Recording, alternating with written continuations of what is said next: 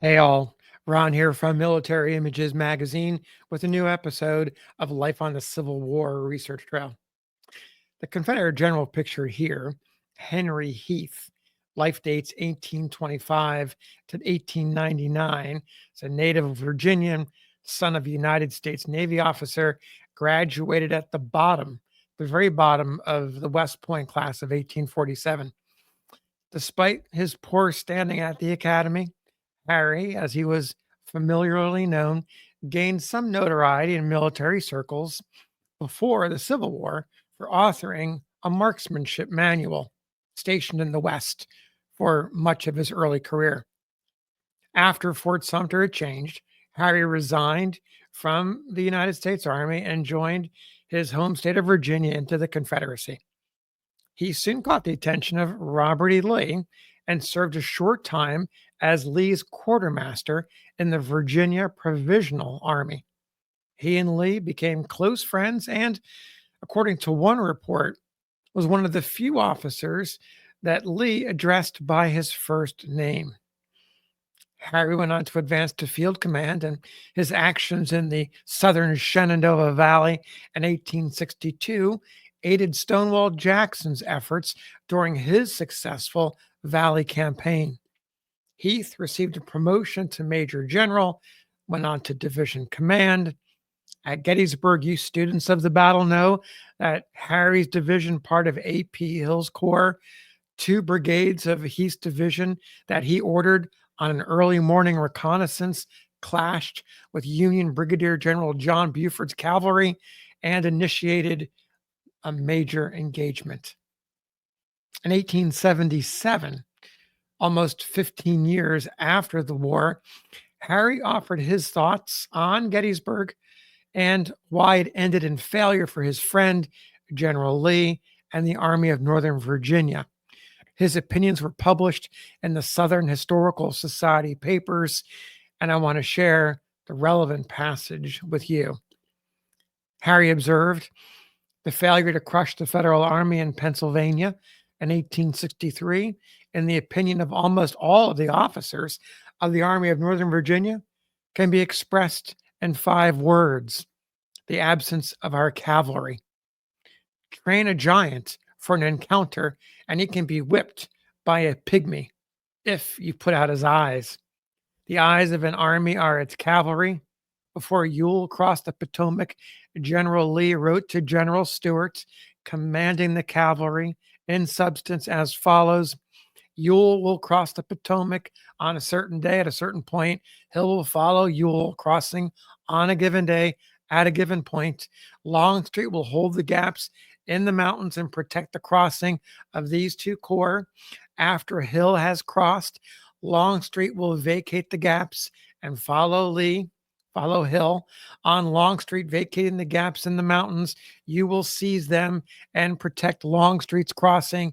Then follow Longstreet, throw yourself on the right flank of the army, watch the enemy, give me all the information you can gather of his movements, and collect supplies. General Stuart, probably thinking he could carry out General Lee's orders and at the same time make a brilliant dash toward and threatening Washington, worked by his right flank, separating himself from Longstreet, crossing the Potomac between the enemy and Washington City, making a swoop toward Washington, then turning west to join the Army of Northern Virginia when he found the enemy had crossed the Potomac and were between him and that army. This necessitated his riding entirely around the Federal Army and brought him, whether from necessity or not, I cannot say, to Carlisle, Pennsylvania.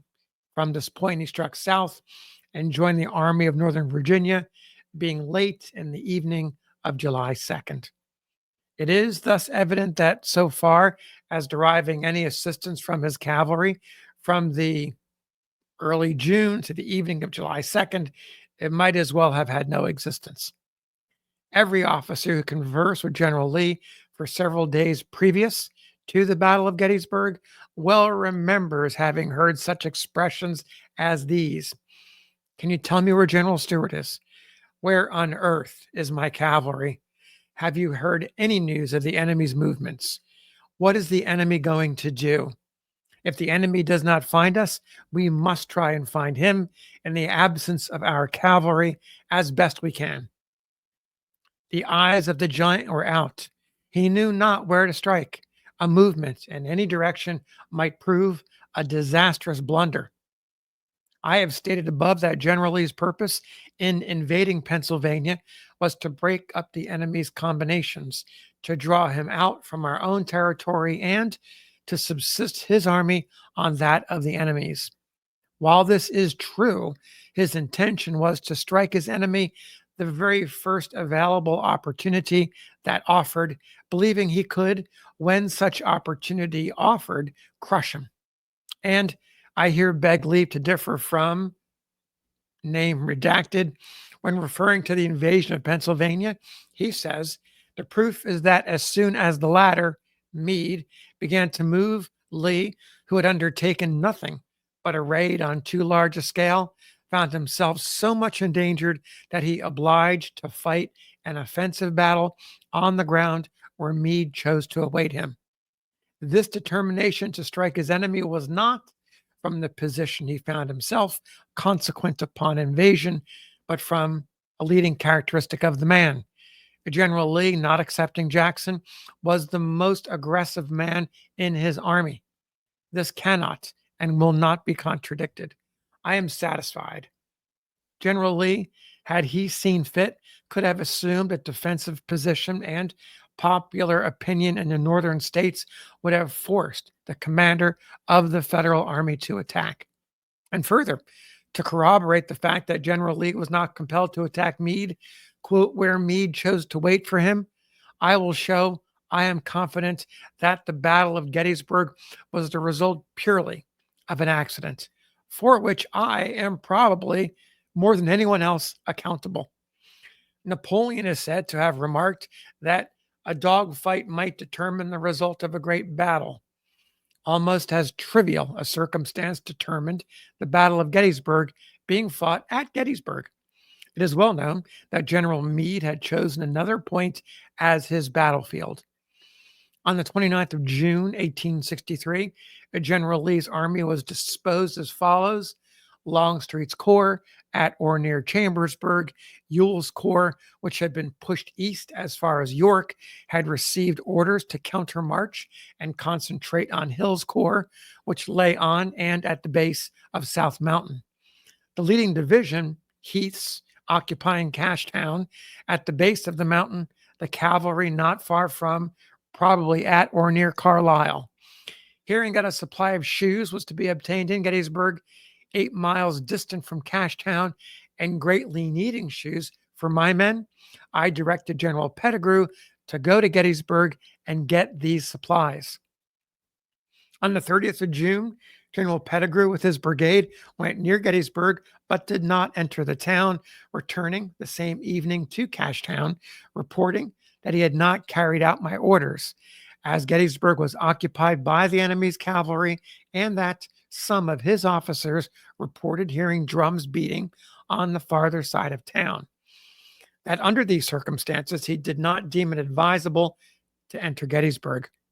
About this time, General Hill rode up, and this information was given to him. He remarked, the only force at Gettysburg is cavalry, probably a detachment on observation. I am just from General Lee, and the information he has from his scouts corroborates that I have received from mine. That is, the enemy are still at Middleburg and have not yet struck their tents. I then said, if there is no objection, I will take my division tomorrow and go to Gettysburg and get those shoes. Hill replied, none in the world. On July 1st, I moved my division from Cashtown in the direction of Gettysburg, reaching the heights a mile, more or less, from the town about 9 o'clock a.m. No opposition had been made and no enemy discovered. While the division was coming up, I placed several batteries in position and shelled the woods to the right and left of the town. No reply was made. 2 brigades were then deployed to the right and left of the railroad leading into Gettysburg, and with the railroad as a point of direction, were ordered to advance and occupy Gettysburg. These brigades, on moving forward, soon struck the enemy, which proved to be Reynolds' corps of the Federal Army, and were driven back with some loss. This was the first intimation that General Lee had that the enemy had moved from the point he supposed him to occupy, possibly 30 miles distant. My division was then formed in a wooded ravine to the right of the railroad, the ground rising in front and in rear. The enemy was evidently in force on my right. General Rhodes, commanding a division of Ewell's corps en route to Cashtown, was following a road running north of Gettysburg. Rhodes, hearing the firing at Gettysburg, faced by the left flank and approached the town. He soon became heavily engaged, and seeing this, I sought for and found General Lee. Saying to the general, Rhodes is very heavily engaged. Had I better attack? General Lee replied, No, I'm not prepared to bring on a general engagement today. Longstreet is not up. Returning to my division, I soon discovered that the enemy were moving troops from my front and pushing them against Rhodes. I reported this fact to General Lee and again requested to be permitted to attack. Permission was given. My division numbered some 7,000 muskets. I found in my front a heavy skirmish line and two lines of battle. My division swept over these without halting. My loss was severe. In 25 minutes, I lost 2,700 men, killed and wounded. The last I saw or remember of this day's fight was seeing the enemy in my front completely and utterly routed, and my division in hot pursuit. I was then shot and rendered insensible for some hours. I mention this attack made by my division on the 1st of July and its results to show, as far as my observation and opinion goes, that blank, name redacted, is wrong in supposing that the Federal troops at Gettysburg fought 10 times better than in Virginia. The Federal troops fought quite as well when we attacked them on the second day at Chancellorsville, and better on the 5th of May in the Wilderness, and again at Spotsylvania Courthouse. I speak, of course, of my individual experience and observation in those several engagements. The sentimental idea desired to be conveyed by name redacted in saying that the Federal troops fought 10 times better at Gettysburg than in Virginia is based upon the supposition that troops are much more willing to die when fighting on their own soil and in its defense. Attacking a sentiment is not popular. I know. I'm a singular. I am satisfied in expressing the opinion that not one man in 1,000 engaged in battle ever thinks what soil he is fighting on, but would rather be on any other soil than just the soil at that time. Far different emotions fill the breasts of men at such times. I confess I am matter of fact enough to believe that Leonidas and his celebrated 300 would not have all died at Thermopylae but for the fact that they were surrounded and could not get away. Human nature was pretty much the same 2,357 years ago as it is today. The part that the uninitiated would have sentiment to play in warfare is very unsure to be eradicated by actual participation in such a war as raged in this country from 1860 to 1864. The fight at Gettysburg on July 1st was without order or system. The several divisions attacking the enemy in their front as they arrived on the field, nor do I see how there could have been a systematic plan of battle formed, as I have, I think, clearly shown that we accidentally stumbled into this fight.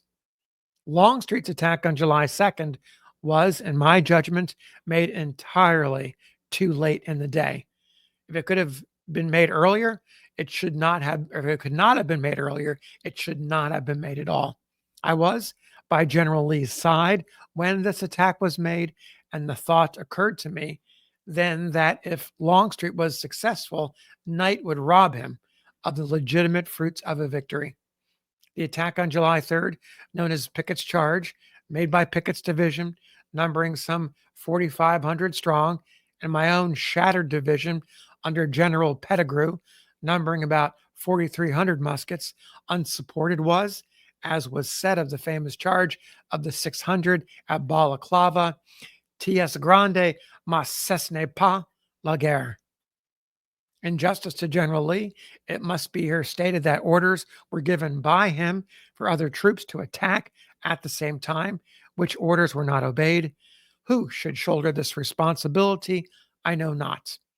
I think the fight of the 3rd of July was a mistake, that General Lee should have so maneuvered as to have drawn Meade from his stronghold, and such I believe to have been General Lee's views after the fight, as he remarked to me at Orange Courthouse during the winter of 1863 to 1864, when, in reminiscing about the criticisms made upon the Gettysburg fight, especially referring to the fight of July 3rd, said, quote, after it is all over, as stupid a fellow as I am can see the mistakes that were made, end quote, adding, quote, I notice, however, my mistakes are never told me until it is too late, and you and all my officers know that I am always ready and anxious to have their suggestions, end quote.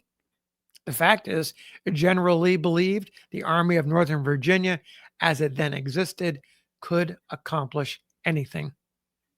Had our cavalry been in position, General Lee would have known of Reynolds' approach in the direction of Gettysburg 24 hours before this corps reached Gettysburg.